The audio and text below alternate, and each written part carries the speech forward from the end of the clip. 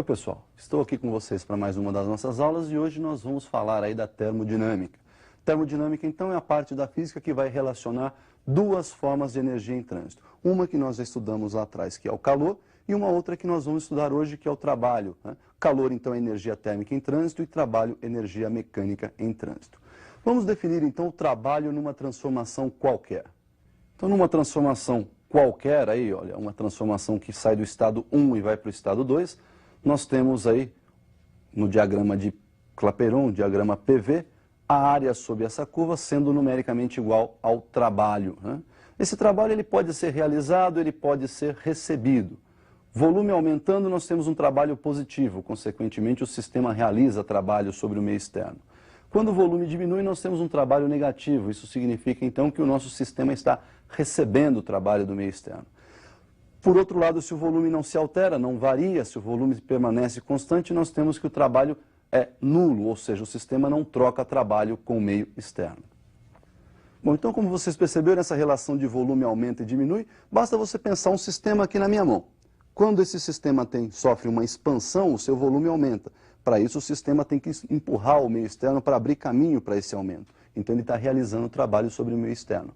Quando o sistema sofre uma força externa, né, ele tem que sofrer uma diminuição, uma contração. Então, é o meio que realiza trabalho sobre o sistema. Daí a relação de volume aumentando e diminuindo. Tá? Nós vamos observar alguns casos particulares.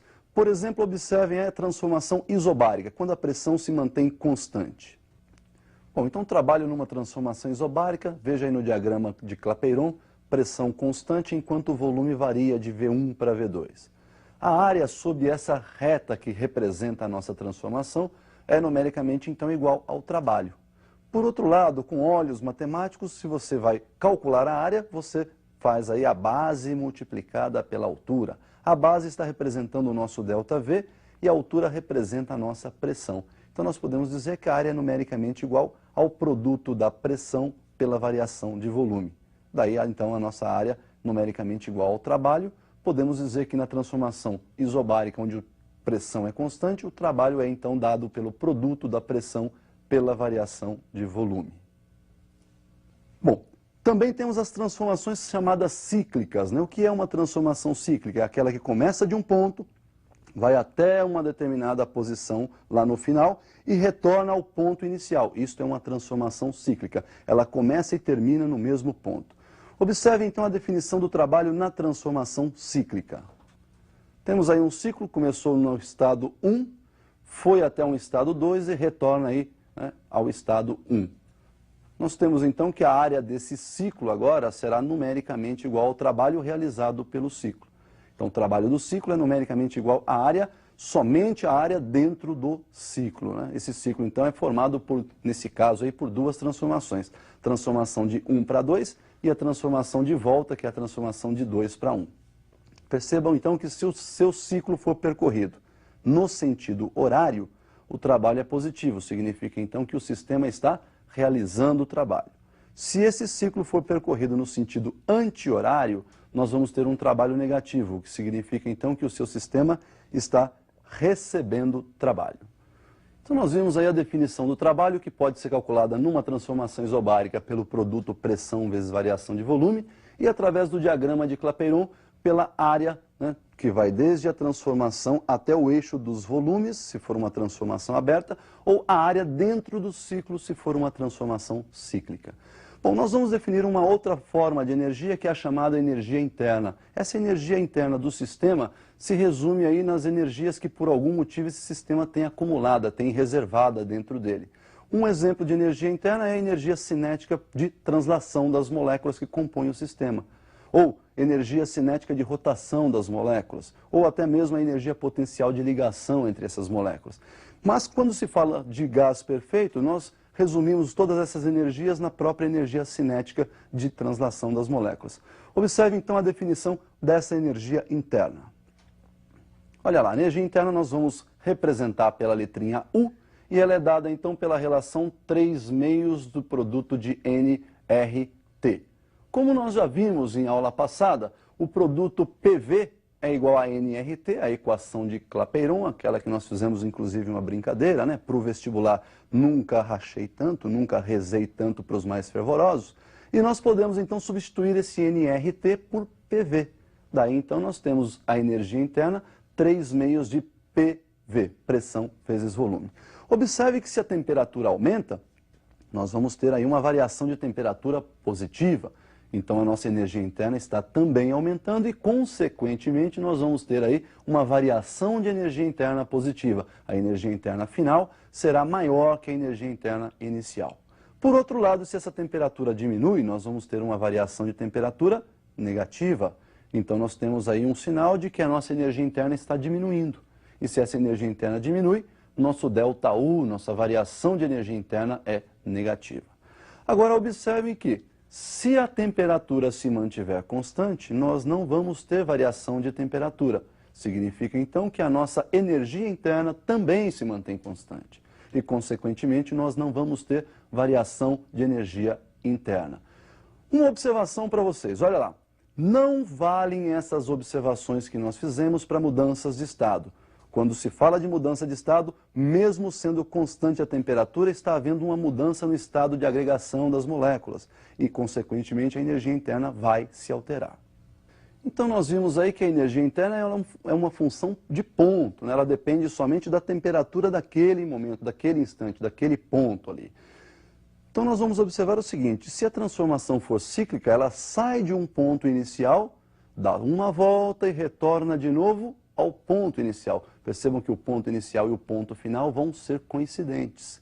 Daí então as temperaturas inicial e final são exatamente iguais.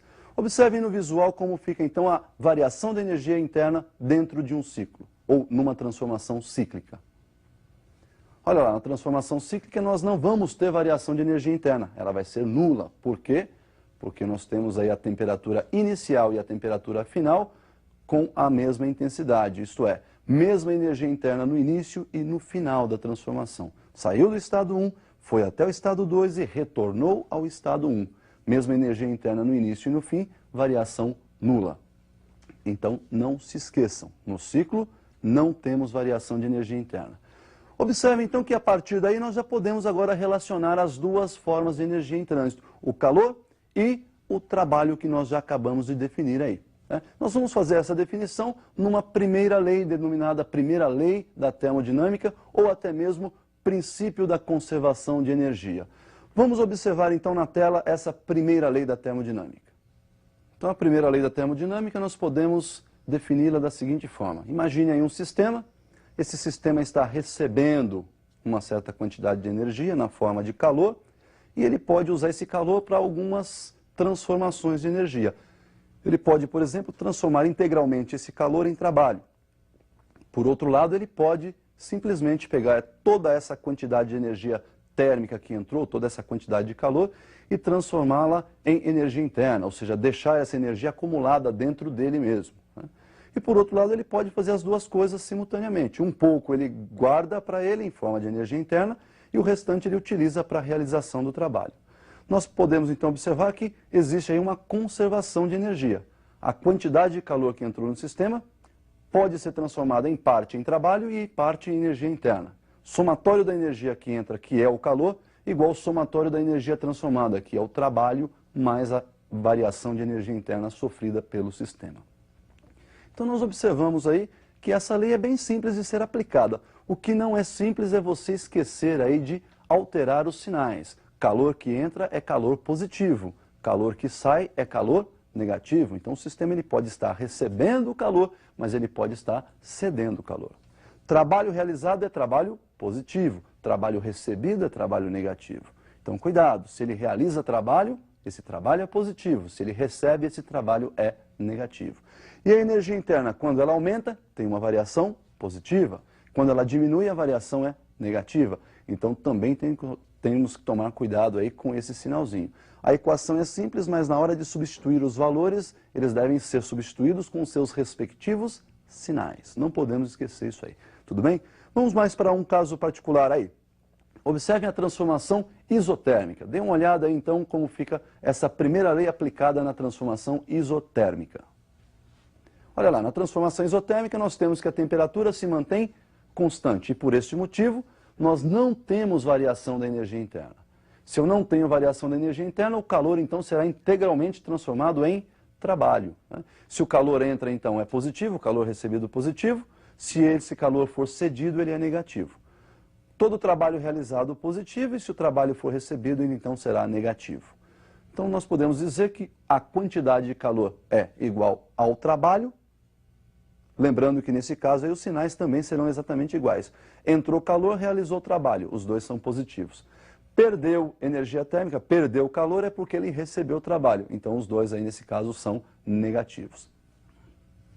Então pessoal, nós vimos aí a transformação isotérmica, né? Lembra lá, recebeu calor positivo. Cedeu, perdeu o calor é negativo. Realizou o trabalho positivo, recebeu o trabalho é negativo. Vamos para mais um caso particular, que é o caso das transformações isocóricas. Observe então no visual como vai ficar essa relação para as transformações isocóricas ou isométricas. Olha lá, transformação isocórica ou isométrica, volume constante. E quando o volume é constante, nós não temos a realização do trabalho. O trabalho é nulo. Então, todo o calor que entra no sistema será transformado integralmente em energia interna. Então, nós vamos ter aí um aumento na energia interna do sistema se estiver entrando calor. Calor que entra é positivo e se a energia aumenta, também é positiva. Então, nós podemos observar que o calor é igual à variação da energia interna, com sinais iguais. Por outro lado, eu posso ter aí o sistema cedendo calor, mas se por um lado ele está cedendo calor e não está recebendo nenhuma energia, esse calor, essa energia que ele está liberando é proveniente do acúmulo que ele já tinha lá dentro. É proveniente das reservas que ele tinha. É proveniente da sua energia interna acumulada. Então perceba que se a energia interna está diminuindo, a variação de energia interna é negativa.